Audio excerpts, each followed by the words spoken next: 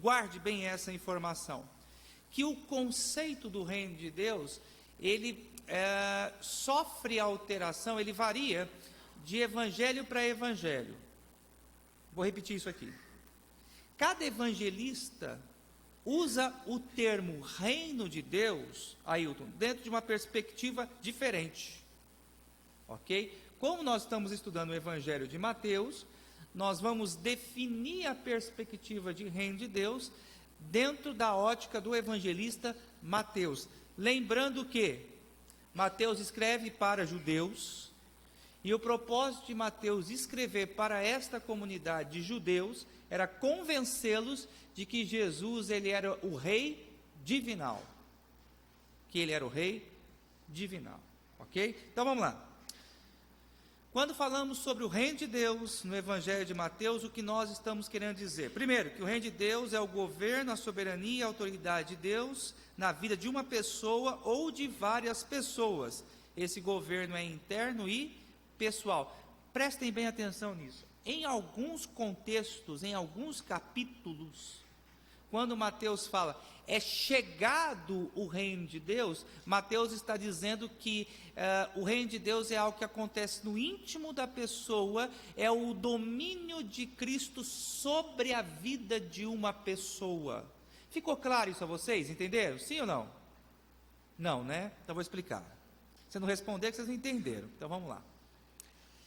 Quando Cristo ele se torna Salvador das nossas vidas, ele também se torna o quê? Senhor da nossa vida. E ele passa a exercer pleno governo, ou deve exercer pleno governo em nossa vida. Nós passamos a ser cidadãos do reino dos céus. Como súditos do rei, nós nos dispomos a obedecer a sua palavra e viver conforme os seus ensinos. Ficou claro isso? Todos entenderam agora?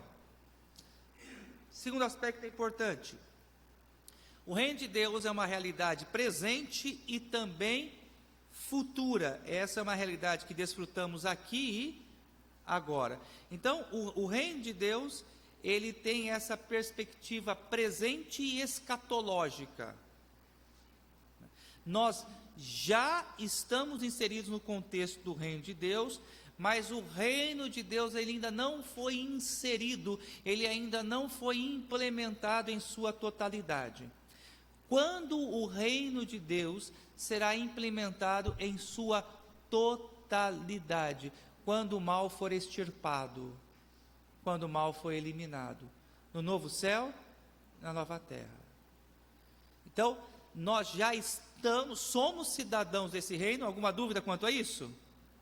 Somos cidadãos do reino, mas ainda o reino não foi implementado, podemos dizer assim, em sua totalidade, porque ainda convivemos com a presença do mal. Então, o ápice desse reino, a plena revelação do reino, haverá de acontecer quando o mal for derrotado e eliminado. Alguma dúvida quanto a isso? É a tensão daquilo que nós chamamos, né, do já e ainda não, ok? Já salvos, todos nós somos salvos, porém ainda não desfrutamos da plenitude de nossa salvação. Dúvida quanto a isso? 3. Quando Mateus, em determinados capítulos, ele usa o conceito do reino de Deus, ele também está dizendo que é o reino trazido por Jesus, que selou a vitória definitiva e completa contra o pecado, a morte e Satanás. E nós ingressamos nesse reino através do arrependimento e fé. Então, essa realidade aconteceu aqui.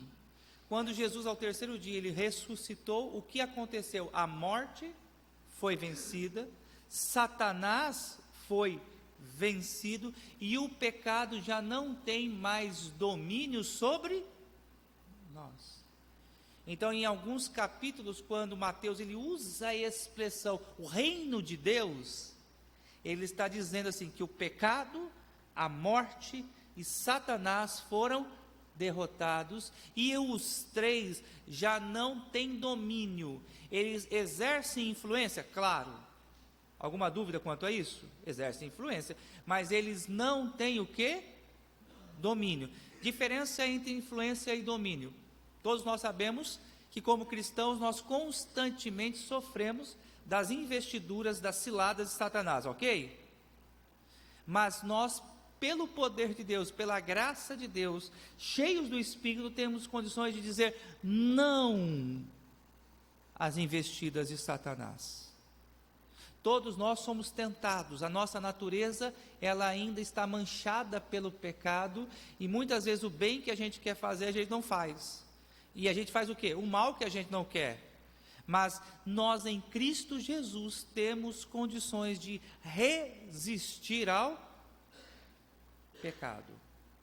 Porque somos cidadãos do reino de Deus. Porque o reino de Deus, ele já está, nesse sentido que Mateus usa aqui, presente entre nós. Quarto,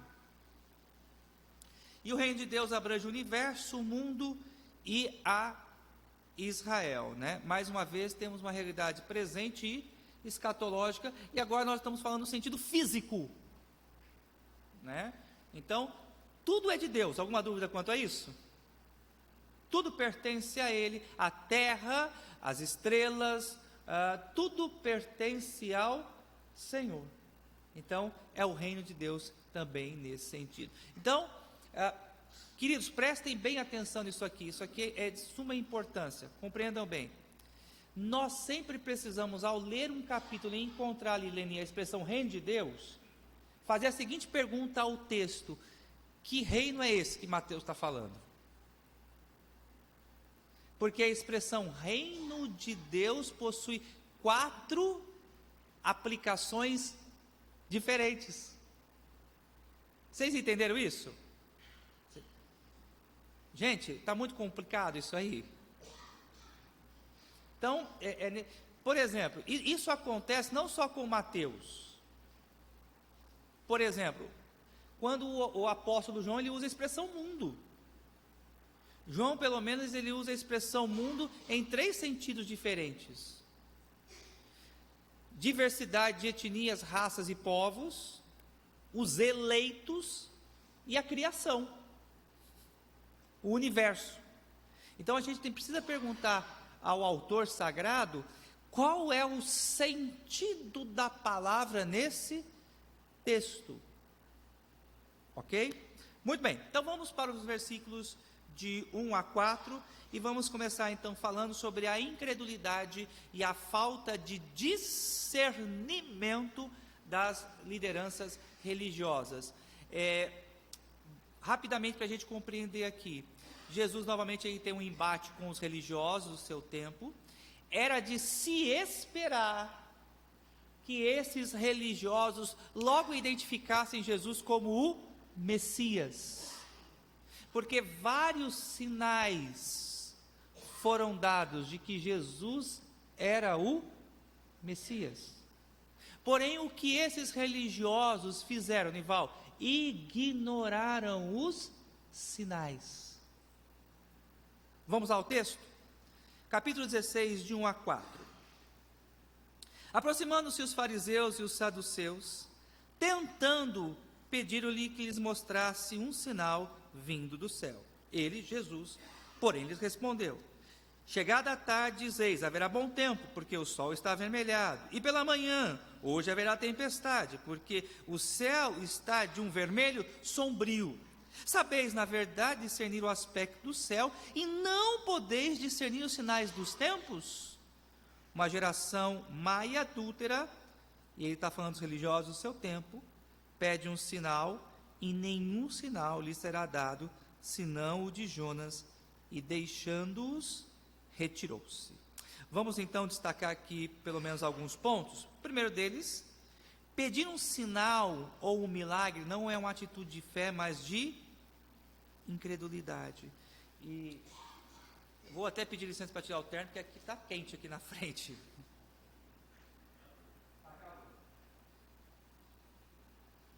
Mas vamos lá.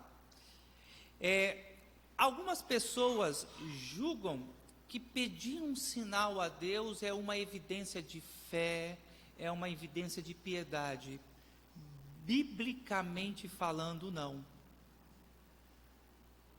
E talvez eu encontre alguém aqui nessa situação. Talvez alguém nessa manhã chegou aqui e está nessa seguinte situação: se o Senhor me der um sinal, aí eu entrego minha vida a Jesus.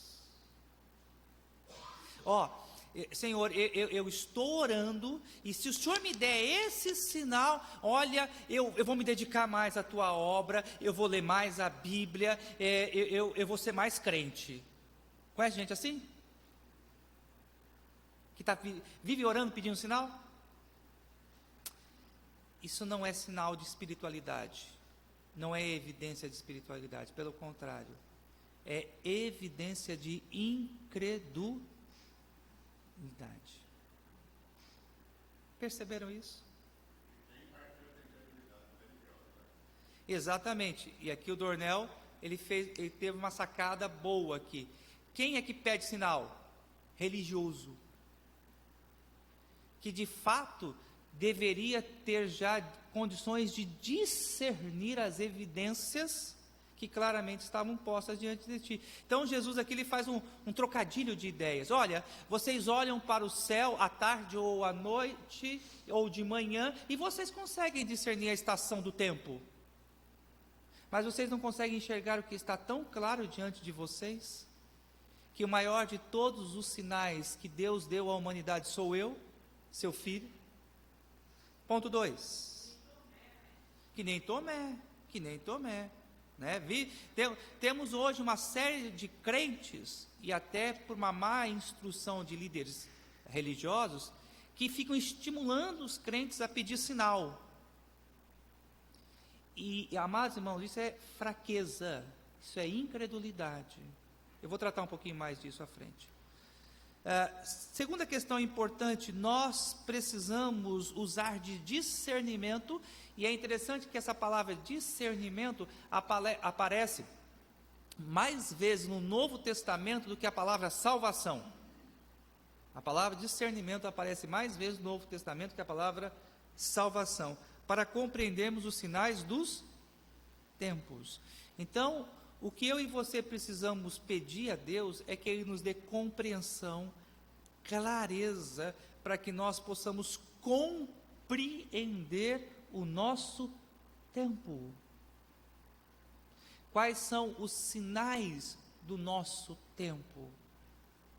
Por exemplo, semana passada, mais um renomado líder, um dos músicos mais influentes do cenário gospel norte-americano, ele apostatou da fé. Tivemos um autor há um mês atrás, 2 meses atrás, que literalmente saiu do armário e que estava nessa semana aí na parada gay, um dos mais renomados autores sobre santidade que tivemos aí na atualidade, Joshua Harris, né? Escreveu agora um texto pedindo perdão à comunidade gay, estava lá inserido no contexto da comunidade gay. Agora, um líder do Ministério Wilson, dos Estados Unidos, um dos ministérios de louvor mais influentes da atualidade, ele veio a público também e negou a sua fé. Diz: eu não creio mais no Cristo da Bíblia. Então hoje nós temos visto sinais de apostasia. E pasmem vocês, Jesus já dizia sobre isso. Já falava que os últimos tempos serão caracterizados pela apostasia, a rejeição à verdade. Ok?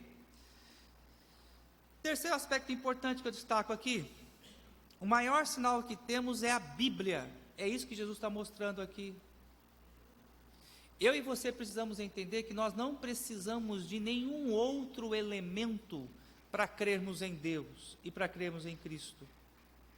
A maior ferramenta, o maior instrumento que eu e você temos em mãos para crer em Cristo e no Evangelho é a Bíblia. Deixa eu fundamentar com vocês uma história muito conhecida. Lembram a história do rico e Lázaro? Lucas 16, estão lembrados da história? Vamos lá, para quem balançou a cabeça assim assustado do que eu estou falando. Vamos lá. 2 homens morrem. Um rico e um mendigo chamado Lázaro. O mendigo Lázaro, ele vai para o céu, que é um estado intermediário, lá ele recebe consolo da parte de Deus. O rico vai para o Hades, que é um estado intermediário, um lugar de sofrimento. O rico lá no Hades, ele pede a Abraão: Pai Abraão, mande por favor Lázaro à casa dos meus familiares, para que eles não venham a esse lugar de sofrimento. Estão lembrados dessa história? E a resposta de Abraão foi enfática: eles têm as leis e os profetas. E aí o rico insiste com Abraão: não, mas se ele se levantar dentre os mortos, se acontecer esse sinal, porque vai ser um sinal estrondoso, vai ser um sinal maravilhoso, imaginem só a minha família ali reunida na hora do almoço, e de repente Lázaro ressurge entre eles. Se isso acontecer, uau, eles vão crer e não vão vir para esse lugar. E o texto ali é enfático: eles têm a Bíblia. Se não creem na Bíblia, também não crerão em sinais. E está aqui uma palavra desafiadora, talvez para alguns pais, para nós que possuímos familiares que ainda estão na incredulidade. Talvez em algum momento a gente já orou pedindo a Deus: Senhor, manda um sinal para minha família. Senhor, dá um sinal para o meu filho, para que ele se arrependa e volte aos seus caminhos. O que a gente aprende? Que o maior de todos os sinais já nos foi dado, e o maior de todos os sinais é a Bíblia. E a fé vem pela pregação, e a pregação da palavra. Elcio?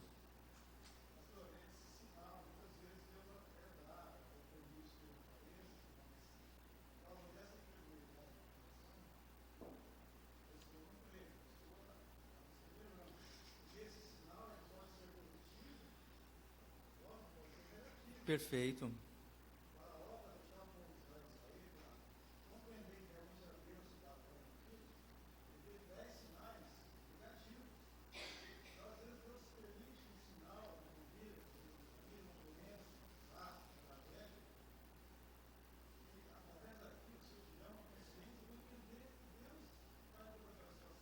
Perfeito.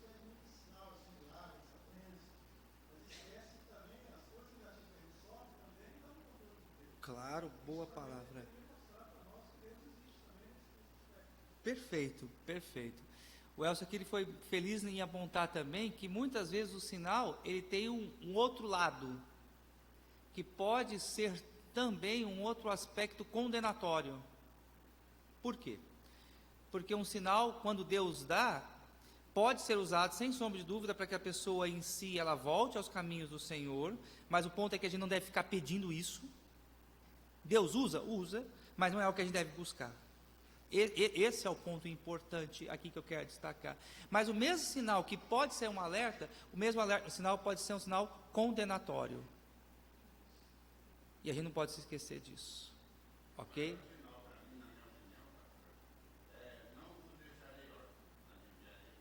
Sem dúvida.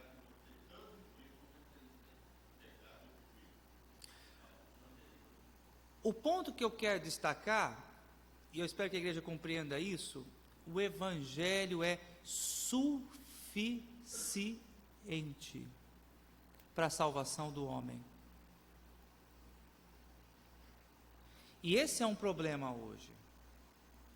Porque a gente está aqui, a gente confessa até uma verdade. Fala: não, nós cremos na Bíblia, a Bíblia é a palavra de Deus, ela é a minha única regra de fé e prática. Mas no aspecto do dia a dia, do cotidiano, a gente às vezes ora assim: Senhor, eu sei que se acontecesse um sinal, se o Senhor desse um sinal, meu filho voltaria para a igreja, minha esposa se converteria, meu vizinho encontraria a tua graça.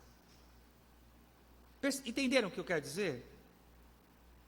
A gente até, às vezes tem uma declaração, a gente até faz uma confissão: não, eu creio na suficiência das Escrituras, mas no cotidiano a gente fala: Senhor, eu sei que se acontecer um sinal, minha família vai se converter.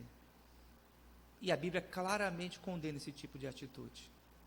Nós temos a palavra, e a palavra ela é suficiente.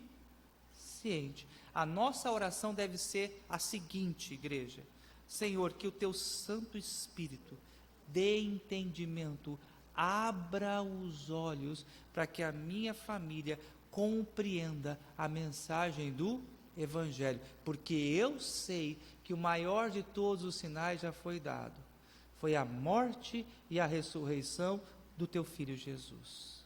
Permita, Senhor, que a minha família, os meus entes queridos, meus vizinhos, contemplem esse sinal. Ok? Rosiane?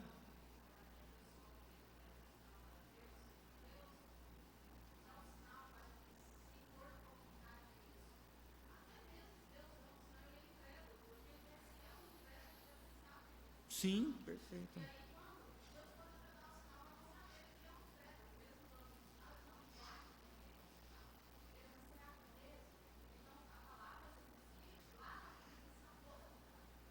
Perfeito, Rosiane. A sua palavra me trouxe aqui um insight também rapidinho para compartilhar algo com vocês. Talvez alguém fale, mas pastor, no Antigo Testamento várias pessoas pediam sinais. Gideão pediu um sinal. Outros personagens pediam sinal. Pastor, e como é que fica esses personagens? Eles eram incrédulos? Vamos lá, simples a resposta. Eles não tinham a revelação completa. Simples. Por que eles dependiam de sinais? Porque eles não tinham a revelação. Se eles tivessem a revelação, eles não iam ficar pedindo o quê? Sinais. Então, o que eu e você precisamos entender é que esses homens, eles pediram sinais, porque eles não tinham revelação. Segundo aspecto importante dos sinais, notem bem, os sinais eram as credenciais de que alguém era enviado por Deus.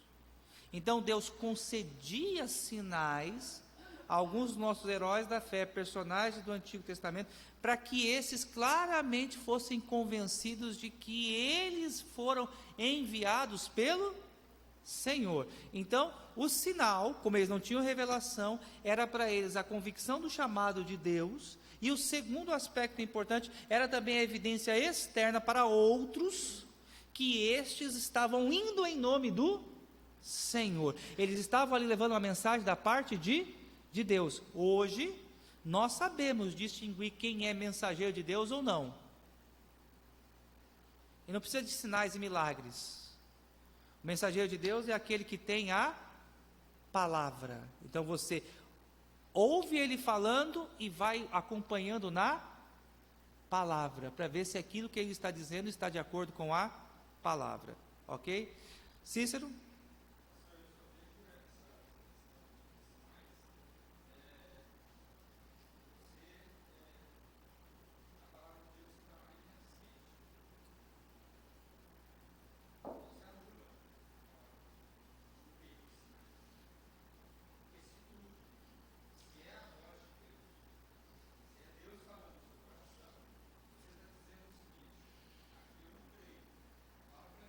Sim, sim.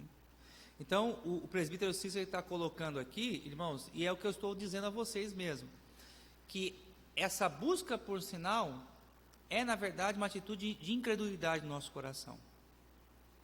Não é algo louvável. Porque, de fato, eu e você precisamos crer que a Bíblia nos é o quê? Suficiente. Segundo ponto. O fermento dos fariseus, e a pergunta é, o que seria esse fermento? Então vamos lá, versículo de número 12, aí nós vamos então ver o que é esse fermento dos fariseus. Então diz, então entenderam que não lhes dissera que se acautelasse do fermento de pães, mas da doutrina dos fariseus e dos saduceus. Então, o que é este fermento que Jesus chama? É a doutrina que era ensinada pelos religiosos do seu tempo. E quais eram os principais elementos dessa religião? Vamos destacar aqui. Primeiro, legalismo.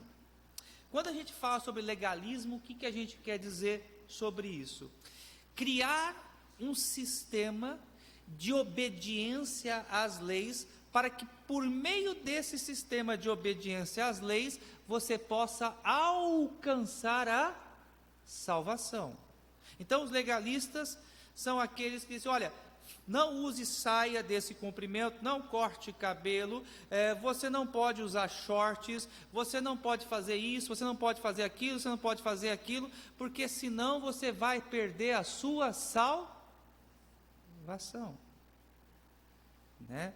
Então, um irmão uma vez estava contando que ele tinha uma propriedade e o gado dele passou para a propriedade do vizinho. E o vizinho era membro de uma dessas igrejas legalistas. E o vizinho ficou muito bravo.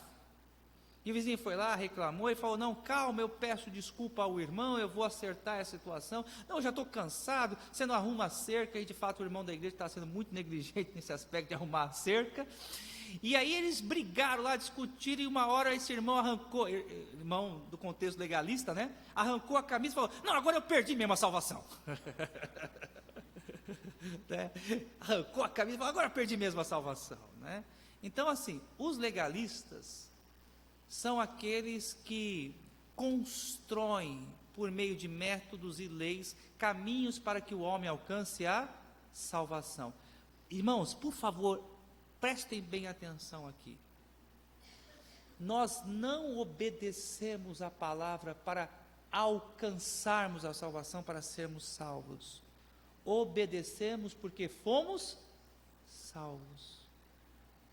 E isso é muito importante, porque você pode estar numa igreja que prega sobre a graça e ser legalista. Deixa eu ir para a igreja no domingo à noite, porque se eu não for para a igreja no domingo à noite, vai que de repente Deus fica bravo comigo, ou Ele tira a minha salvação, então deixa eu ir para a igreja logo. Esse é um pensamento legalista. Segundo aspecto da religião dos fariseus, o cerimonialismo. Então, os cultos nas sinagogas, eles eram extremamente ritualistas. Era cheio de cerimoniais, cheio de movimento, e de uma certa forma aquele ritualismo, tanto na época do templo, na época da peregrinação do deserto também, que tinha todo um ritualismo, quanto no tempo das sinagogas, esse ritualismo de uma certa forma impressionava as pessoas. O culto ele não deve ser feito sem ordem, o culto não deve ser feito de forma improvisada, o culto não deve ser feito de forma desleixada. Ponto. Mas nós precisamos entender que o principal no culto é a condição de quem adora e não a liturgia do culto. Vocês estão entendendo isso? É como nós nos apresentamos a Deus. É como nós nos achegamos diante do Senhor. Qual é a nossa condição de vida? Então a gente pode sentar, levantar, ler a Bíblia, cantar afinado, vem o coral, participa de todo o cerimonialismo, mas se nós não cremos em Cristo Jesus, ou estivermos vivendo deliberadamente na prática do pecado, o cerimonialismo vai ter algum efeito? Vai ter algum resultado? Então, qual é a dura exortação e a crítica que Cristo faz aqui aos religiosos do seu tempo? Eles estavam muito preocupados com o ritualismo, com o cerimonialismo das reuniões, mas por dentro, eles estavam tomados e dominados pelo pecado. Por dentro, eles eram maus, invejosos, avarentos, promíscuos, mas tinham aparência, tinha o proforme, tinha a roupa, tinha o vocabulário, tinha a aparência religiosa. Isso impressiona homens, mas não impressiona a Deus. Estão entendendo, queridos? Terceiro aspecto. Sim, batiam no peito, né?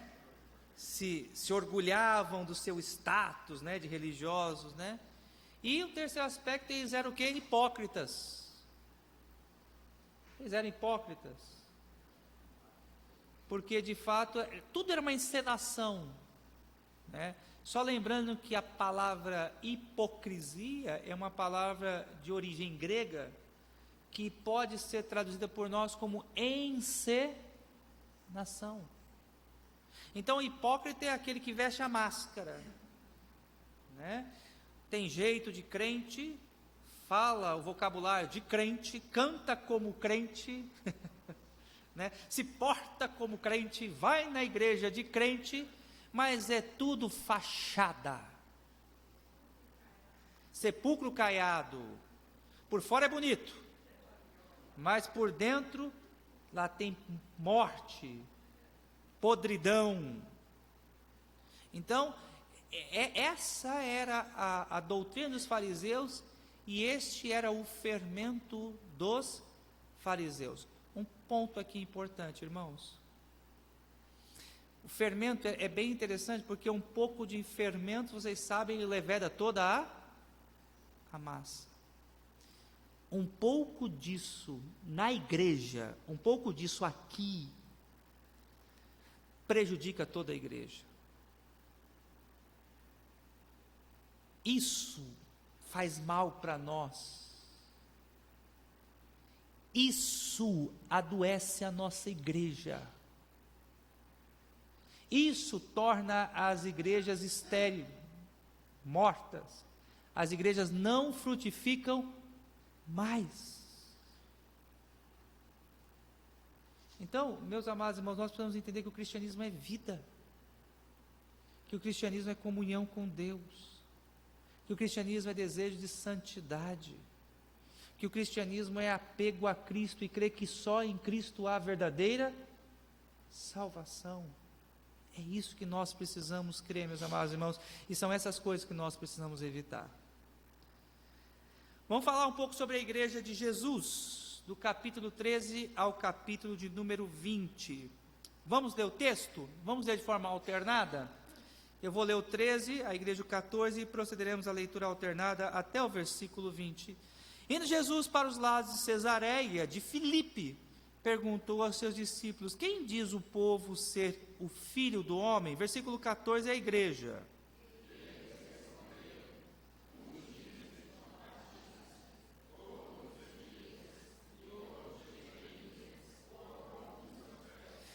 Mas vós, continuou ele, quem dizeis que eu sou?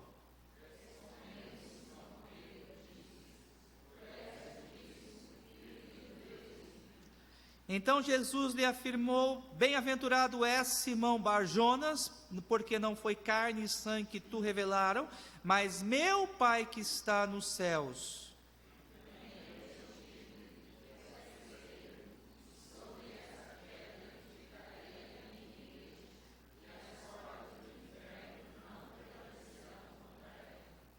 Dar-te-ei a chave do reino dos céus, e o que ligares na terra terá sido ligado nos céus, e o que desligardes na terra terá sido desligado nos céus. Então nos céus, versículo 20, a igreja, me empolguei.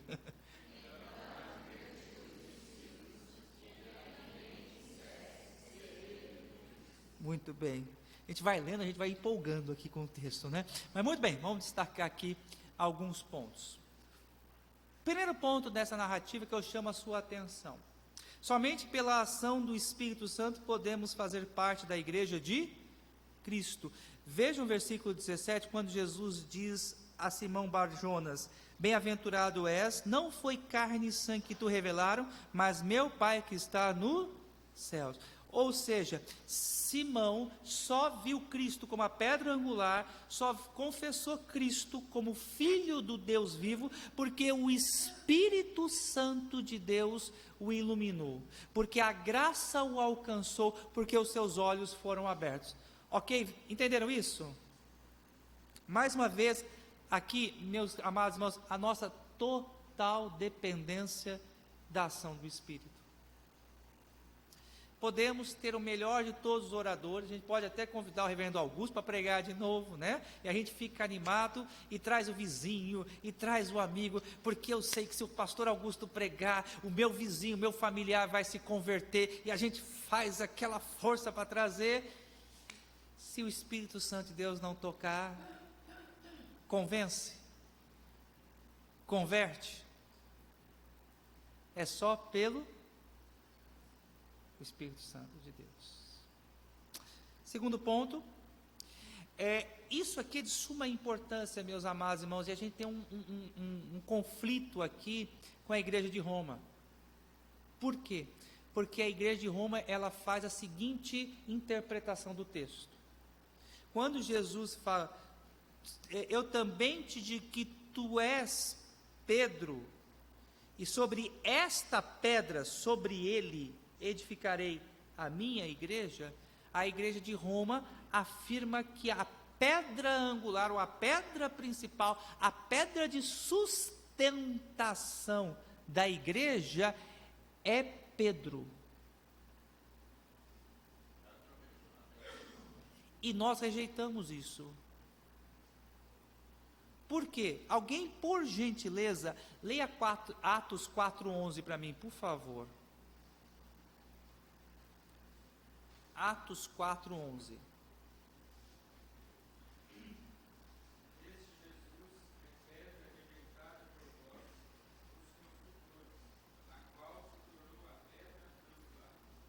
Sabe por que não pode ser Pedro? Por uma simples questão, o próprio Pedro, porque esse discurso aí foi feito por quem? Pedro.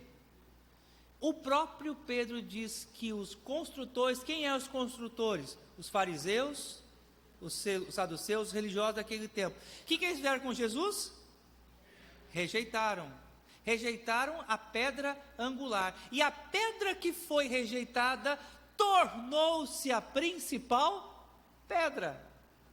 Então, irmãos, não dá para a gente afirmar que é Pedro a pedra angular, sendo que o próprio Pedro, ele afirma que Jesus, ele é a pedra angular.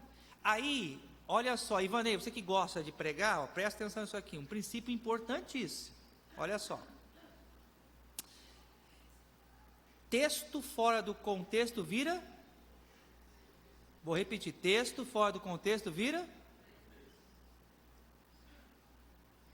Então, se você pega um texto e deixa ele isolado, você cria uma heresia. Não só em Atos 4:11, Pedro afirma ser Cristo a pedra angular, mas na primeira carta escrita pelo apóstolo Pedro, no capítulo 2, versículo 4, ele diz, chegando-vos para ele, a pedra que vive, rejeitada pelos homens, mas eleita e preciosa para Deus. Então, por duas vezes, olha só, o próprio apóstolo Pedro entendeu que naquela declaração ali, Cristo não estava falando que ele é a pedra, mas Cristo estava apontando para ele. O próprio Jesus, ele é a pedra fundamental, a pedra angular, a pedra principal. Isso. Paulo também fala isso em Efésios.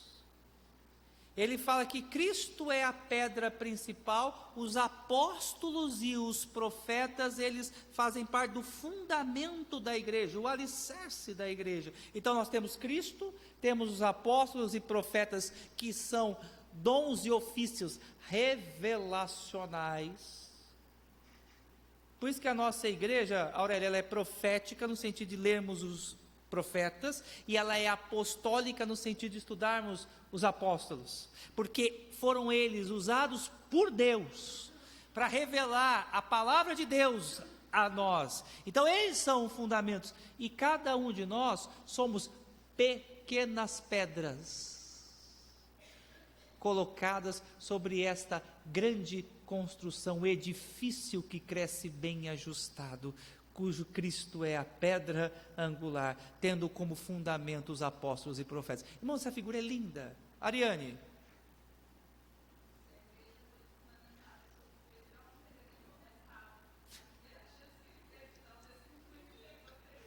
Perfeito, perfeito. Não, e é interessante aqui, Ariane, que logo em seguida, olha que igreja fraca seria, né? Jesus, ele fala para Pedro, arreda-te, Satanás. Ele fala para Pedro, porque não cogita das coisas do alto. Então, não tem como a gente sustentar esse dogma romanista de que Pedro é a pedra principal da igreja. E é por isso, olha só, reforma. Por isso que houve o rompimento com a igreja de Roma. Porque os reformadores falaram: não, a pedra principal é Cristo, e não o papado, e não o bispo de Roma. Terceiro aspecto, fica claro nesse texto que Cristo, ele é o dono da igreja. No versículo 18, edificarei a minha igreja. Deixa eu falar algo, talvez temos pessoas que nessa manhã nos visitam, e eu quero te dar uma ajuda, uma orientação. Talvez você esteja procurando uma igreja para ficar, talvez você esteja procurando uma igreja verdadeira, está passando por aqui para saber, será que essa igreja aqui presta ou não presta? Está fazendo aqui uma análise. Ok, então vamos te ajudar. Ponto principal: se você visitar uma igreja em que o nome do pastor, o nome do líder, ou a evidência do líder é maior do que Cristo, sai correndo, é fria. Vocês entenderam isso? A igreja de Cristo, ela tem um único dono. E quem é o dono da igreja? Jesus. Convém que ele, Jesus, cresça e que nós venhamos a cada dia mais diminuir.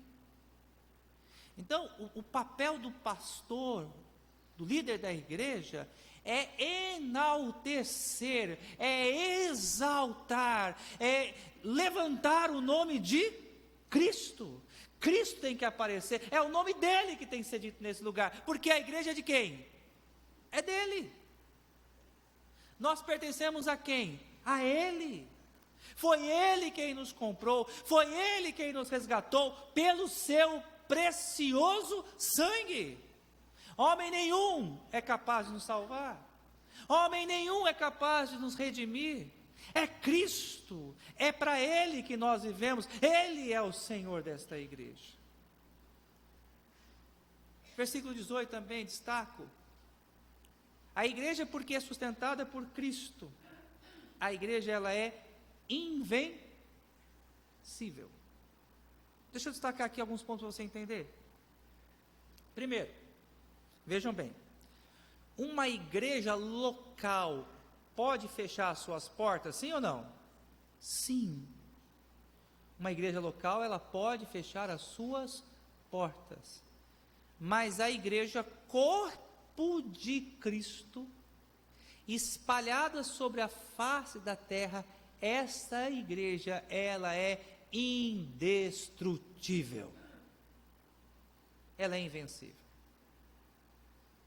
Podem nos tirar os templos, podem tirar os nossos lugares de reunião, podem nos perseguir, podem nos matar, mas sempre haverá sobre a face da terra a igreja de Cristo Jesus. A igreja, ela foi perseguida e continua sendo perseguida. É que a mídia não fala, mas nesse início de século, a igreja, ela foi mais perseguida do que os 200 outros séculos. Mais cristãos morreram nesses 19 anos do que em 200 anos de história anterior.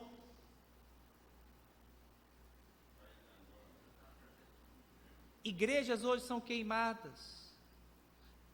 Irmãos em Cristo hoje são trancados dentro da igreja e, por ordem do Estado, soldados lançam fogo dentro da igreja.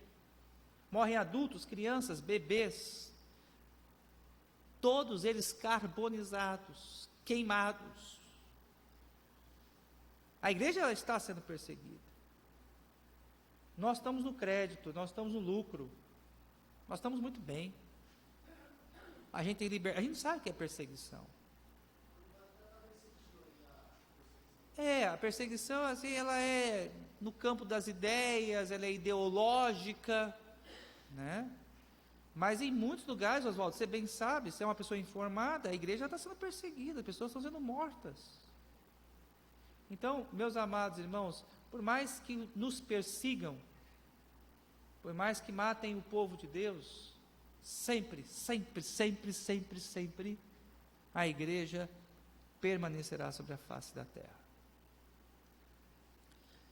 E a igreja, ela também tem governo espiritual.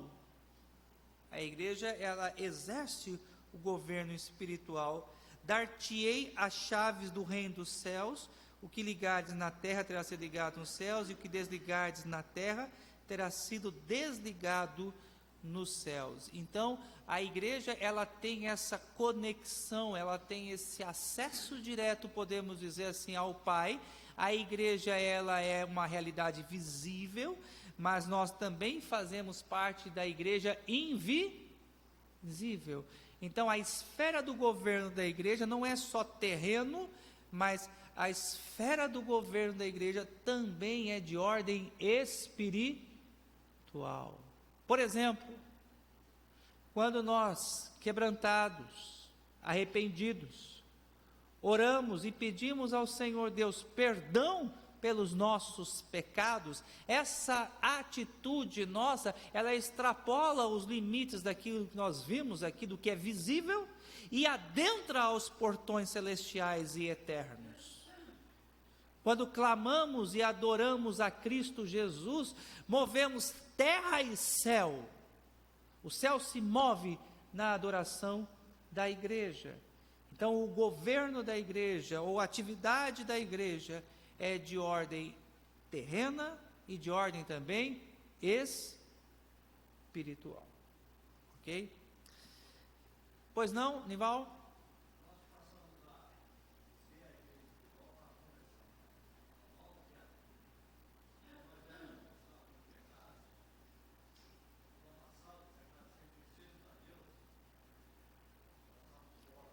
Perfeito, Nival. Exato.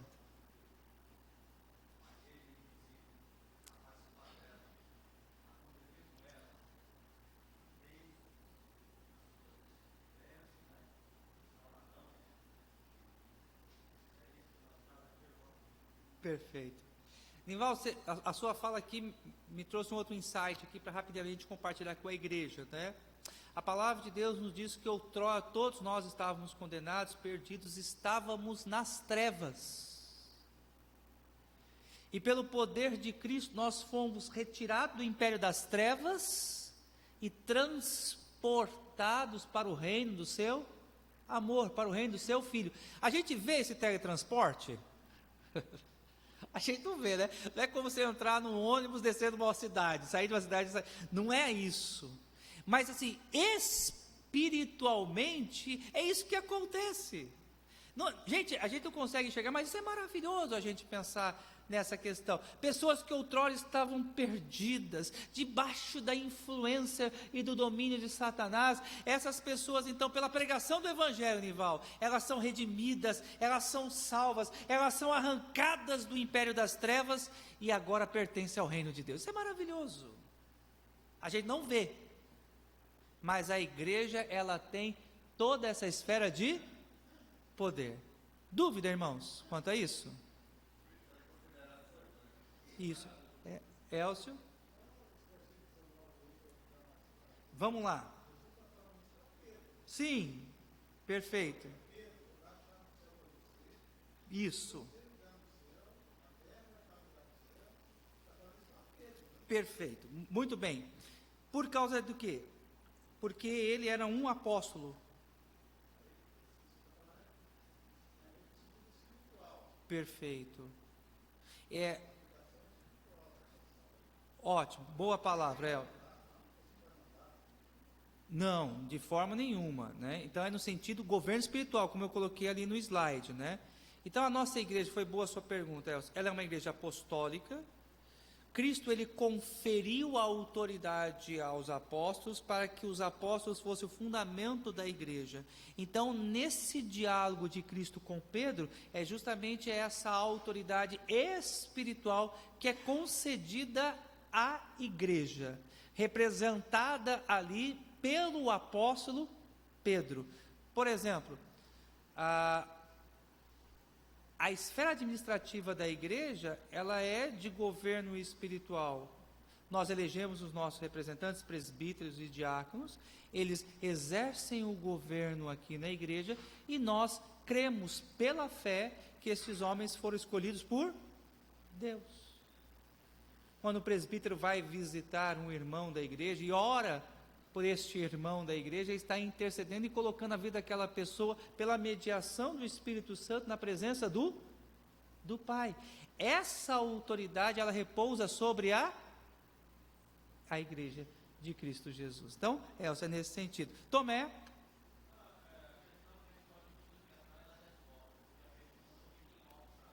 Vamos lá.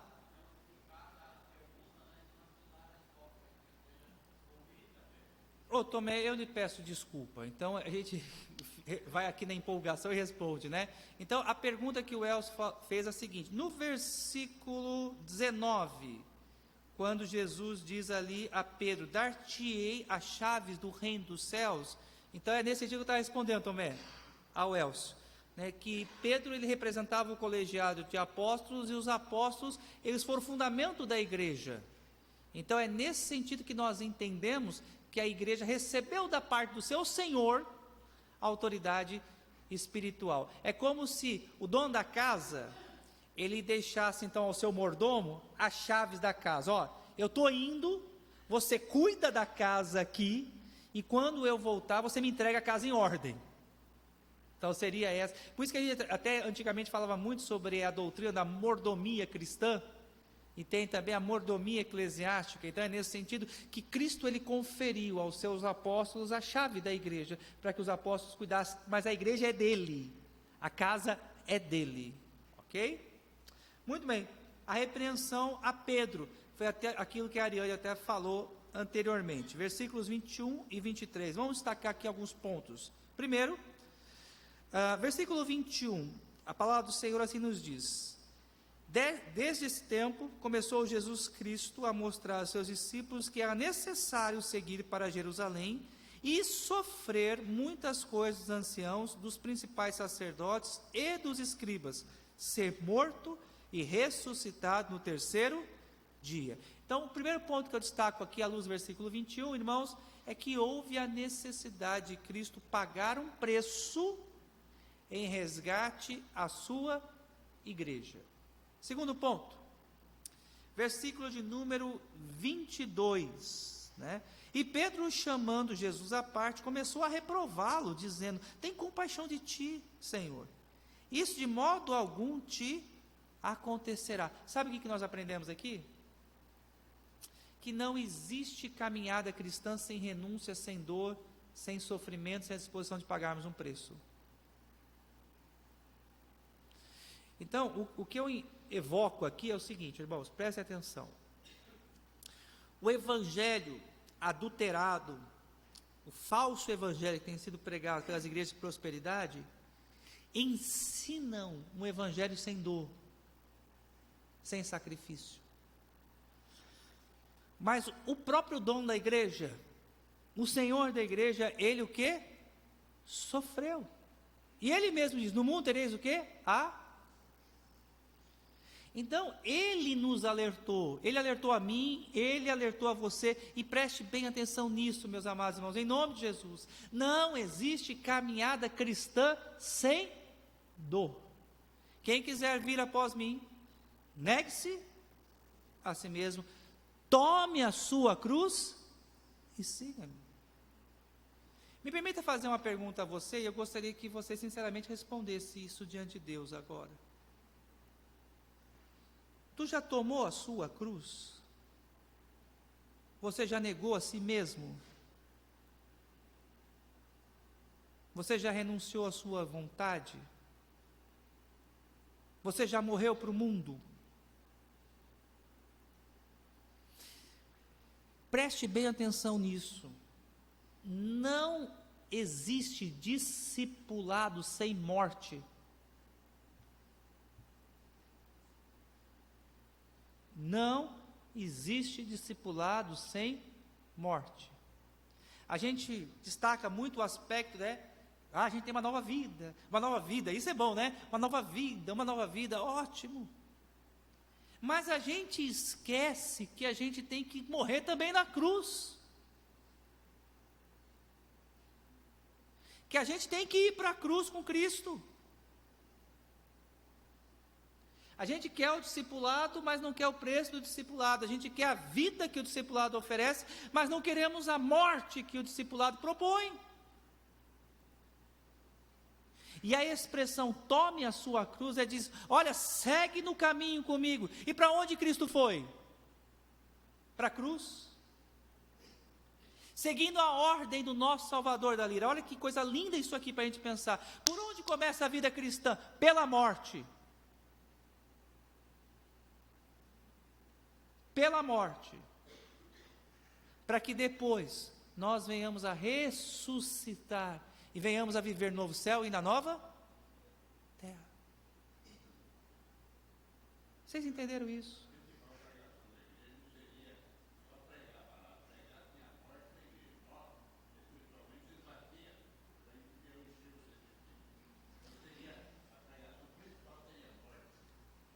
A gente precisa morrer para o mundo, morrer para as nossas vontades, morrer para os nossos desejos, para que a gente possa primeiro morrer e depois viver para Deus. Não existe vida sem morte. Primeira coisa importante que a gente precisa entender é que a gente precisa morrer. Não, Pedro não estava entendendo ainda. Pedro ainda não estava entendendo. Um texto difícil aqui, Elcio, você que gosta dos textos mais complicados, aqui outro texto difícil. Hoje, esse texto de Mateus é um texto de labuta, né? Versículo 23, olha só. Mas Jesus, voltando-se, disse a Pedro, arreda, Satanás, tu és para mim... Cadê a Ariane? Ele desceu, né? Olha só, tu és para mim pedra de... Uai, como é que Pedro pode ser pedra angular? Se o próprio Jesus chama Pedro de pedra de tropeço, como é que ele pode ser a pedra que fundamenta a igreja? Não dá, gente. Tem que ler a Bíblia, Tu és para mim pedra de tropeço, porque não cogita das coisas de Deus, e sim das dos homens. Vamos lá ao texto difícil. Primeira declaração que eu faço aqui, Pedro não estava possesso. É o que eu creio. A expressão arreda Satanás, na verdade, não deve ser entendida como uma possessão, mas deve ser entendida como uma tentativa de oposição à obra de Deus. E toda tentativa de oposição à obra de Deus atende ao propósito de Satanás. Vou repetir. Qualquer tentativa nossa de fazer oposição, objeção à obra de Deus, ao crescimento da igreja, à evangelização ou à santificação, atende a propósitos de Satanás. Eu vou ser pesado.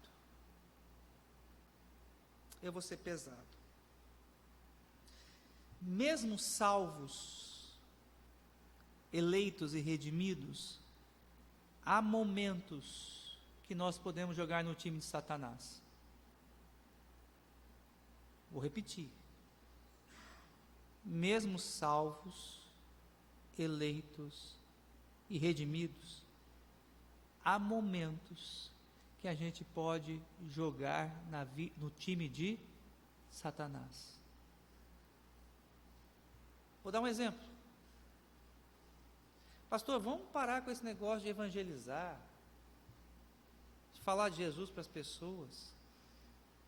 A igreja, quando começa a crescer, dá muito trabalho. Tá bom como tá, pastor. Vem gente nova, aí a gente tem que discipular, tem que gastar dinheiro dando Bíblia. Vamos parar com isso.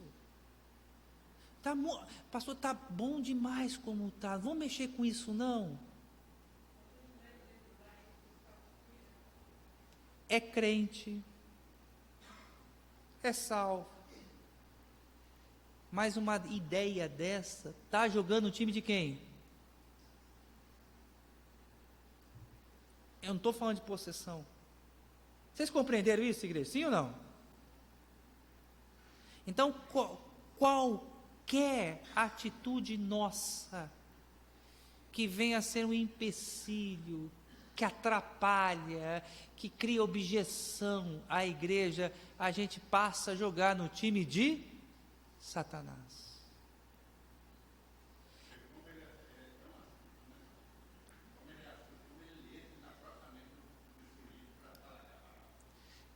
Eu vou dar mais um exemplo aqui. Eu vou na igreja, mas eu não quero envolvimento com nada. Eu estou ali só de olho. Porque se alguém errar, eu sou o primeiro a criticar. Eu estou observando se o pessoal está fazendo direito. Está jogando time de quem, gente?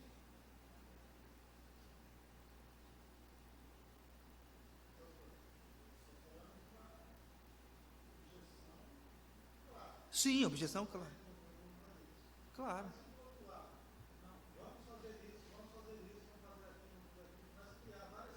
Sim.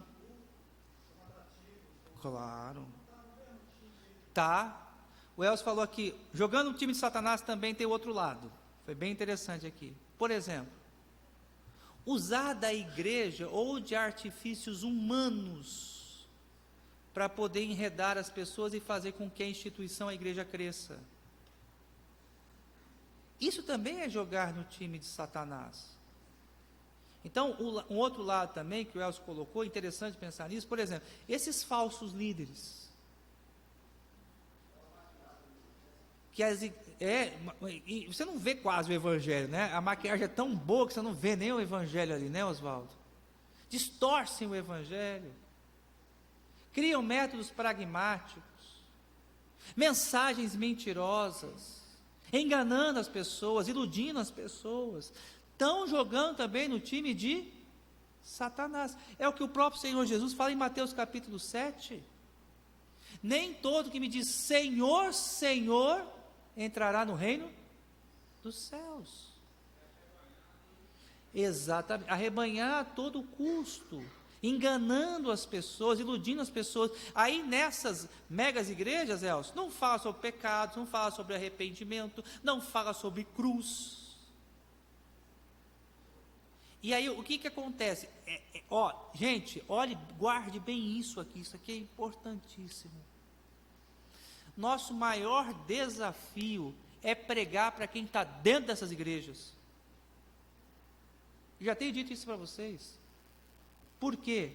Porque quem está na prostituição, nas drogas, quem está no álcool, quem está no vício, quem está sofrendo, vem e fala assim, pastor, me ajuda. Eu sei que a minha vida está toda errada, eu preciso de ajuda. Mas quem está nessas igrejas, enganados, iludidos, sendo extorquidos, eles pensam o seguinte, eu estou na igreja, por que eu preciso sair da minha igreja? Eu estou lá, o pastor lê de vez em quando a Bíblia. Vocês conseguiram compreender isso? Irmãos, tinha um negócio que hoje não podemos fazer mais, presta bem atenção nisso. Você não pode pregar o evangelho para o seu vizinho e dizer, procure a igreja mais perto da sua casa. Não faz isso. Me ajuda. Você pode estar empurrando o seu irmão ali para um lugar de escuridão. Vocês estão me entendendo isso? Tem que ter discernimento, Nival.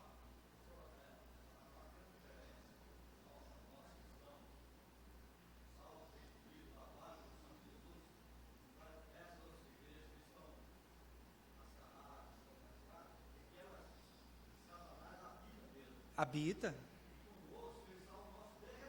Sim.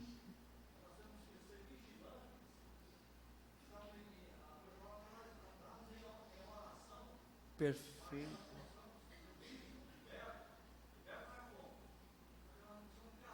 Nas ciladas. Perfeito.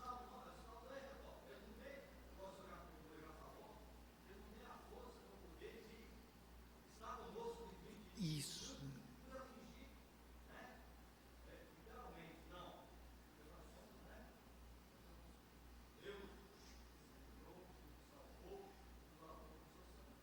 Isso.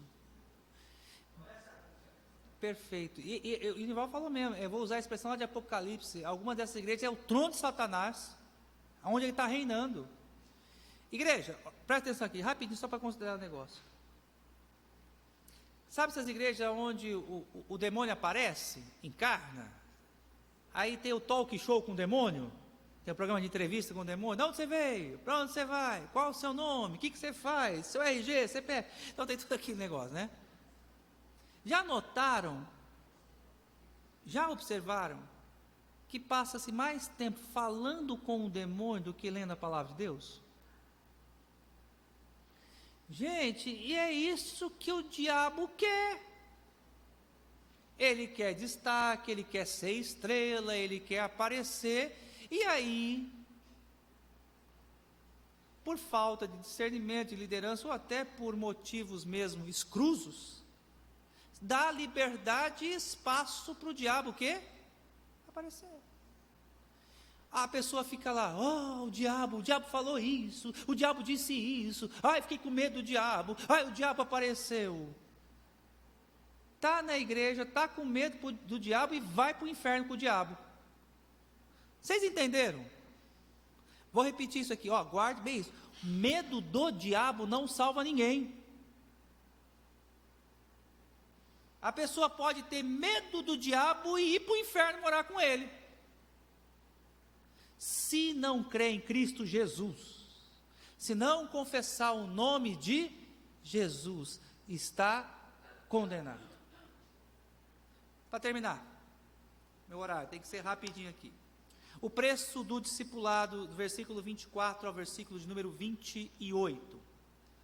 Primeiro, ser discípulo exige de nós renúncia total. Versículo 24. Então disse Jesus a seus discípulos: se alguém quer vir após mim, a si mesmo se negue, tome a sua cruz e... essas três construções aqui, essas três frases, o entendimento que temos dela é que, de fato, isso exige renúncia total. Segundo aspecto, requer morte. A expressão tome a sua cruz, eu já disse.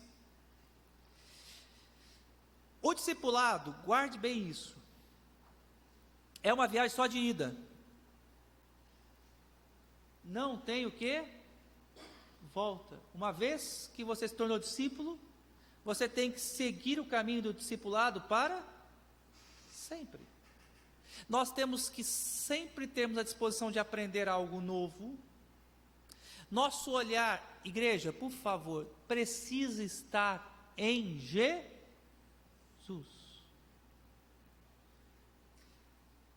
Aos novos que estão se achegando, por favor, queridos, preste muita atenção nisso. Olhe somente para Jesus. O que eu quero dizer com isso? Se a gente começar a olhar para o homem, a reparar no homem, a ficar olhando fulano A, fulano B, fulano C, a irmã X, a irmã Y, a irmã W me disse isso, a irmã B falou isso para mim, a gente fica pelo caminho. Olhar só para Jesus. Talvez você já ouviu muitos depoimentos de pessoas que disseram assim: um dia eu estava na igreja, mais um dia o pastor me tirou o cargo, o presbítero me chamou a atenção, o diácono repreendeu o meu filho. Conhece histórias assim?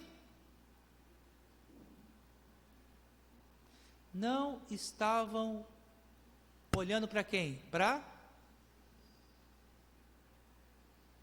A gente precisa estar numa igreja que enalteça a Jesus. Precisamos estar numa igreja que aponte a Jesus. Só Jesus, nada do homem. Só Jesus, nada do homem. 4.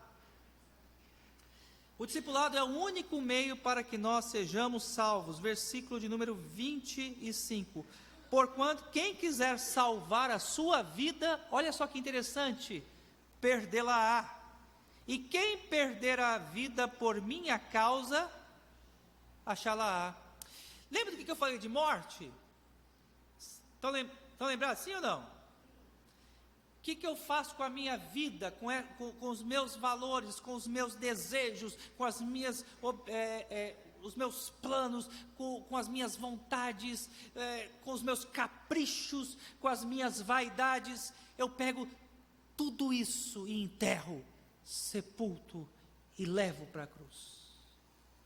E aí eu digo, já não sou eu mais quem vive, mas Cristo vive. E aí eu preciso, a cada escolha, a cada decisão tomada, falar o que Cristo faria, o que o meu mestre faria, qual a decisão que o meu mestre tomaria aqui nesse lugar. Não são as minhas vontades, não é a minha inclinação que me leva à escolha, mas eu faço aquilo, eu compro aquilo, eu vou para ali, eu vou para cá, direcionado para atender e satisfazer a vontade do meu mestre, Cristo Jesus.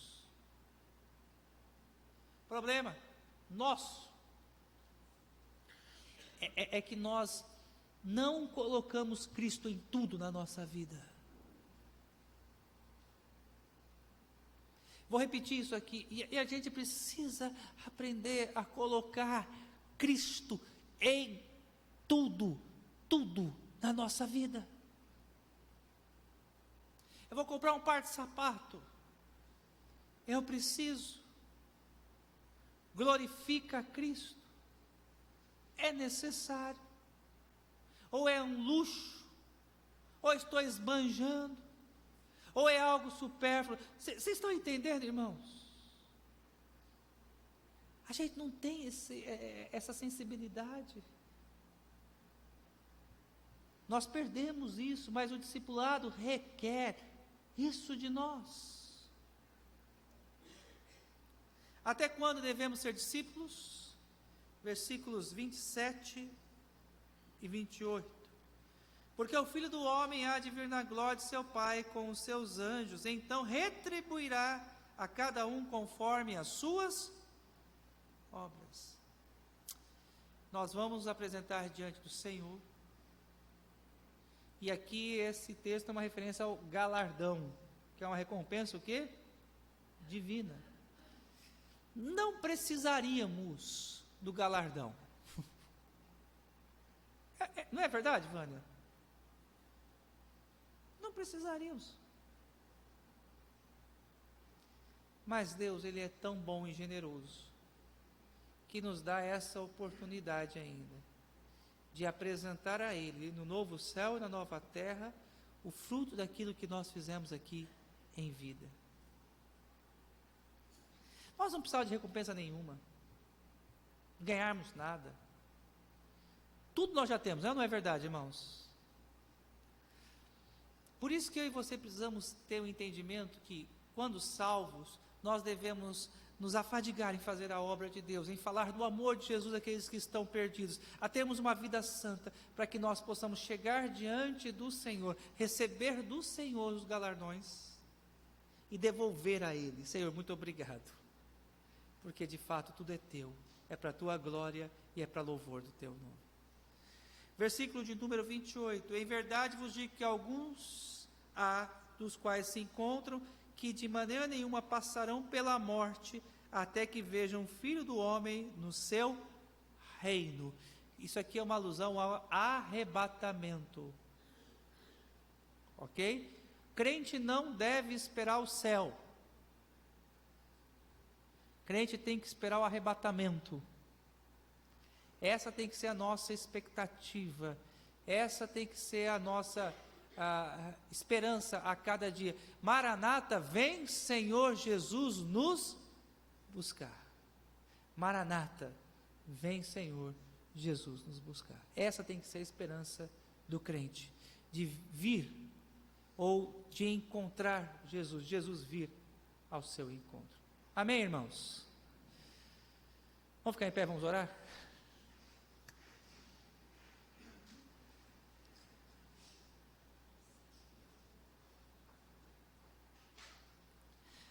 Pai, nós amamos, ó Deus, a Tua palavra. Como amamos a Tua palavra. Como ela é rica. Como ela é sublime. Como ela é maravilhosa. Como ela encanta os nossos corações. Como ela faz desfalecer o nosso espírito diante de Ti, Senhor. Obrigado, ó Deus, por ela. Pela verdade nela. E obrigado, ó Deus, porque o Senhor nos deu a graça de conhecer a Tua verdade. De ter, ó Deus, os nossos olhos abertos, o nosso coração, ó Deus, iluminado. Nós te somos infinitamente gratos, ó Deus, pela Tua graça e pela salvação que há em Cristo Jesus. E ajuda-nos, ó Deus, a vivermos como Teus discípulos. Ajuda-nos, ó Deus, a renunciarmos às nossas vontades, a vivermos somente para Ti, buscarmos o Senhor sempre, a cada momento da nossa vida, Pai. Dá-nos, ó Deus, um coração disposto a obedecer a Tua palavra, desejoso de viver uma vida santa diante do Senhor, ó Deus. Transforma-nos a cada dia. Faz com que sejamos, ó Deus, Teus discípulos. Oramos, ó Pai, em nome de Jesus. Amém. Amado,